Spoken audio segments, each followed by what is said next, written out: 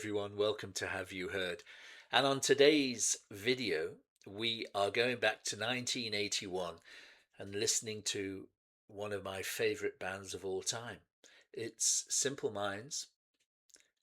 There we go. And this is the double album, Sons and Fascination stroke Sister Feelings Call. The genesis of this album is quite remarkable, and we'll talk about that maybe after the music, but it's the music that matters. And this is one of the most important early synth pop, synth rock albums of the 80s. It certainly was the album that first gained Simple Minds some attention. It was their fourth album. It's remarkable that they were able to work through three albums and gain confidence enough to still have a shot on their fourth album. And of course, the one that followed was New Gold Dream, which was their breakthrough album, one of the greatest 80s albums, in my opinion. But anyway, let's listen first of all to the song. It's going to be Seeing Out the Angel. A remarkable standout track in a remarkable album, and you won't get me to stop saying how great Simple Minds are. They have lived with me for 45 years, and I don't know where I'd be without them, quite frankly. Let's listen to the song first of all. If you're new to the channel, hi. Please like the video if you do enjoy it, and perhaps subscribe. We have loads and loads of songs and videos on our playlist that are linked.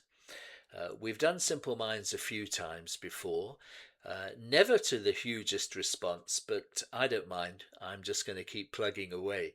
This song has received no reactions on YouTube. In fact, the album as a whole has been generally neglected, in preference, of course, to all of the famous songs, the Alive and Kickings, the Don't You Forget About Me's.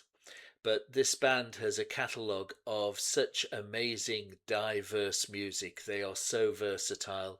Be quiet, Richard. Let's just play the music. Seeing Out the Angel, and just listen to the soundscape here. Fantastic.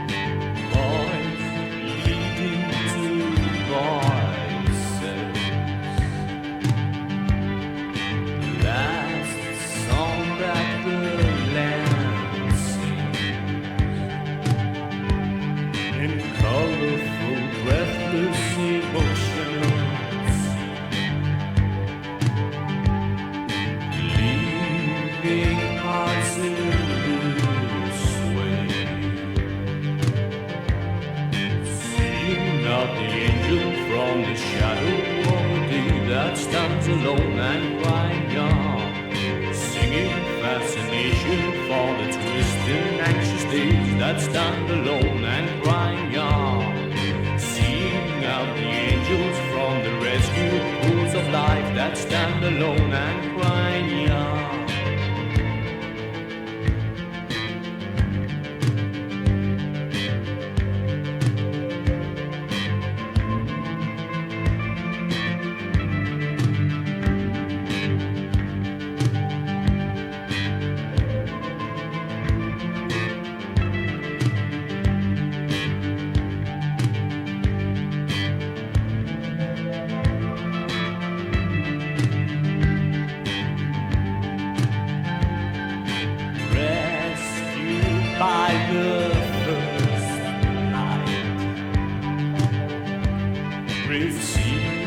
leaving us with these tears. Feeling your gaze in the back of my eyes, leaving words this way.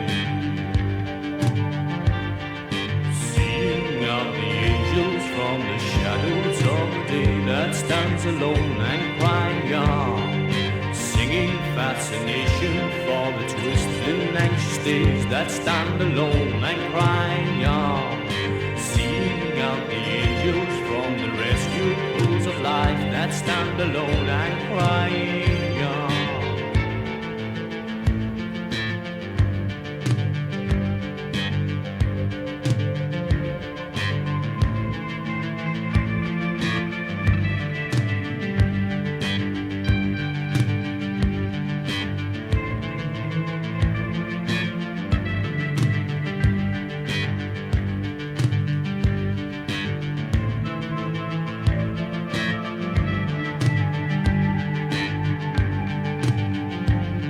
In voice leading to voices,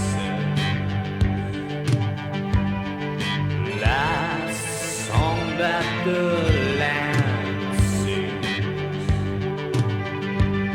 in colorful, breathless, emotional scenes, leaving us in this way. Seeing out the angels from the shadow of a day that stands alone and crying out, singing fascination for the twisted and anxious days that stand alone and crying out. Seeing out the angels from the rescued pools of life that stand alone and crying out. Seeing out the angels from the shadows of a day that stand alone and crying out, singing fascination for the twisted and anxious days that stand alone and crying out. Seeing out the angels, singing fascination,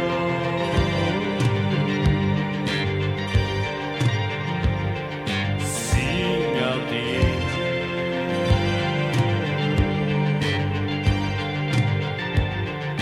singing fascination,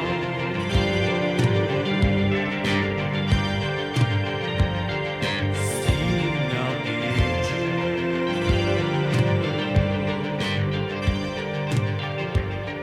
singing fascination, seeing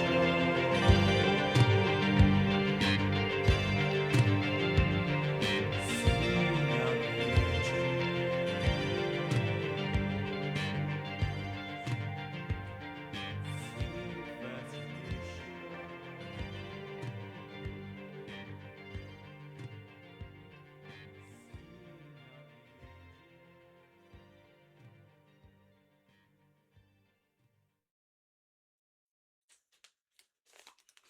I've heard that song hundreds of times, and I never tire.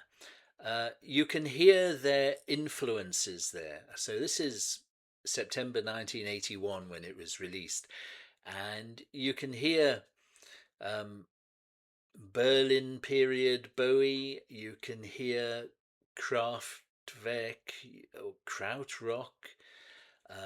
You can hear all that, but already they're beginning to put themselves, their own personality on top of all of that. And that's what this double album is all about. It's them finding their voice and creating their own take on post-punk, on early synth pop, but making it their own individual sound. As I say, this was a weird album insofar as they went in to record an album. I think it was their first one with Virgin, and they just had so many ideas and so many songs. They ended up not knowing which songs to put on the album. They had so much. So then they thought they'll do another album. And then they thought after that, well, perhaps we should put it together as a double album, which is what I've got here, the CD version. But in fact, my CD version has two tracks missing because this is an early CD version. And I've only really recently realized that. So I've got to go and buy I've got to update my collection because I want the one with the two other tracks as well. So that's happening very soon. Uh, I, as I say, if you've seen my other videos of Simple Minds, we've done Colours Fly and Catherine Wheel very early on in the day. That's from New Gold Dream. We've done Solstice Kiss, which is from their latest album, 2022, which I played on the winter solstice. How corny. Which is fantastic. And the guys are in their 60s, and it is such a wonderful song, but nobody really watched it on the channel. So I'm hoping this will reinvigorate that a little bit. And then just to test the water, a couple of months, 3 months ago, I did Alive and Kicking, which is one of their most famous songs, of course, which gets mega thousands of views on other reaction channels. And I think we got about 50. So perhaps I'm playing this to the wrong audience. But I really would like, particularly my prog rock fans, um, or the fans of prog rock that listen to this particular channel, more importantly, I really think you should delve into early Simple Minds. The later Simple Minds is just as good, and they go through so many different genres of music, yet retain their own sound. So from here they went into real synth pop with Promised You a Miracle and Glittering Prize. Then they did Don't You Forget About Me, of course, which is their biggest ever song, and the only hit they ever had that they didn't write themselves. It had been written for The Breakfast Club, of course. Then they did Sparkle in the Rain, which is fantastic, and just a continuation, really, of New Gold Dream. Then they did Once Upon a Time, which kind of prepared them almost for arena rock, and that's where people started to turn their noses up and say, oh, they're a second-rate U2. Nonsense. Absolute nonsense. They are nothing like U2. They are good friends with U2, and they played a few shows together. But the music is very different. They each have their own identity. And I won't hear anybody saying that disparaging either bands because they were brilliant in their own particular ways. Street Fighting Years, their 1989 album, is almost progressive. And I'm going to be playing a track from that sometime soon, which has Lou Reed performing a cameo on it. That's This Is Your Land. Lou Reed on a Simple Minds song. Then they go into the 90s, and their sales started to drop. My interest only grew. Fantastic 90s stuff, guitar rock in the mid 90s with Good News from the Next World. Then back towards their synth heyday with Neapolis, and into the 2000s. While maybe the consistency started to slip a little bit, the quality of every single track was maybe not up there. At least half of every album had stone cold classics, and I've got the lot. I go and see them when they play live. They are an incredible new version of themselves with Jim Kerr and Charlie Burchill, vocalist and guitarist, the two founders of the band, still going strong, with new players who aren't so new now. They've been with them close on 20 years. absolutely incredible live. The performances are so inclusive. You just want to get up there and party. It is fantastic. Even 72-year-old me. I even got a T-shirt. How cool is that? This is my new Gold Dream T-shirt. Yeah, this is Simple Minds. Certainly not a reaction. This is just me waxing lyrical about how great they are. But I would just urge you to look at the videos, look at the um, go on to whatever your source of music is, and listen to this particular album, A New Gold Dream. Just listen to those two albums, and you'll hear that the musicianship is top class, the songwriting is superb, and it's good original music. Um, oh my word, I've been talking for 10 minutes on Simple Minds, and gushing like a fanboy. Sorry about that. I hope you've enjoyed the video. I hope you enjoyed the music. That's the most important thing, because that's what I want everyone to get involved with and to become a part of. I think it's the music, and this band, they've been reassessed by the critics. They're getting awards left, right, and centre. They are respected as a band that have been going since 1977 and still going strong.